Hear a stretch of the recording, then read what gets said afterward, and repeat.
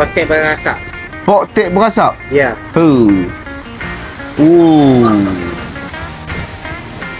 Dia punya meriah. Tak boleh bawa bincang, weh. Nak macam rumah terbakar ke mah? Jom, hari ni aku bawa korang pergi makan restoran Tom Yum Potek kelapa terbesar kat Ipoh koma. FM Tom Yum. Tengok bulan Ramadan ni apa yang diorang sediakan untuk kamu berbuka puasa sama kita. Ni dia kamu tengok. Kalau ini juadah Ramadan kamu tak puas hati lagi, aku pun tak tahu lah kamu tengok, okey.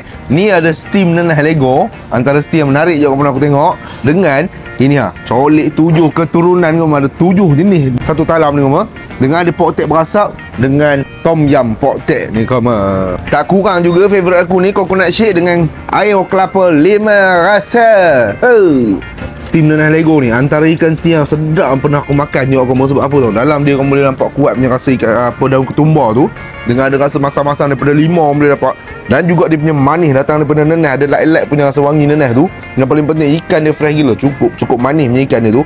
Kuah dia ni, aku cakap kalau hang gaul makan dengan nasi, wush, antara satu perfect combination. Tapi budak-budak agak payah sikit nak makan sebab kuah dia memang cukup pedas. Kick dia tu lain macam. Tengok berpeluh-peluh kepala. Antara satu menu steam ikan yang sedap juga pernah aku makan. Aku rasa kamu kena cuba tengok.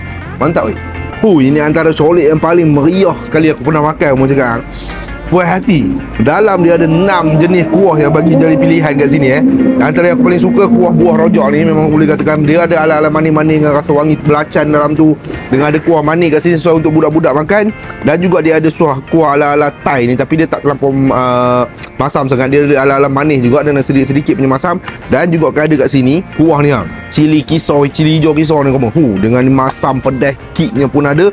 Harimau menangis pun ada dengan perut apa semua tu. Lagi satu kamu tengok dia punya colik goreng ni. Goreng dia memang cukup crispy dengan tepung-tepung yang melekat kat bahan-bahan yang digoreng tu.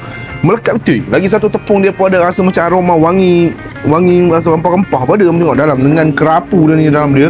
Ada ketam, ada kerang dan sebagainya. Uish, antara colik yang puas hati juga. Rasa kamu bulan Ramadan buka puasa semua rasa boleh cuba tengok. Memang puas hati. Mata. Ini pula tadi yang kamu tengok masak rasap tu. Nama dia potek berasap. Dalam ni kamu tengok ada udang galah, ada ketam, ada lala. Dia ni ala-ala manis-manis pedas macam tu. Lepas tu dalam kuah dia mula rasa macam pasir-pasir. Boleh dikatakan banyak bahan-bahan yang letak dalam kuah tu menjadikan dia secukup-cukup rasa dia. Okey. Dengan wangi-wangi dia punya rempah tu, manis dia kan. Dengan yang paling penting seafood dia memang cukup-cukup fresh. Baik udang ke ketam ke apa semua tu. Ini antara satu menu yang korang jauh dengan nasi memang antara perfect menu. Power.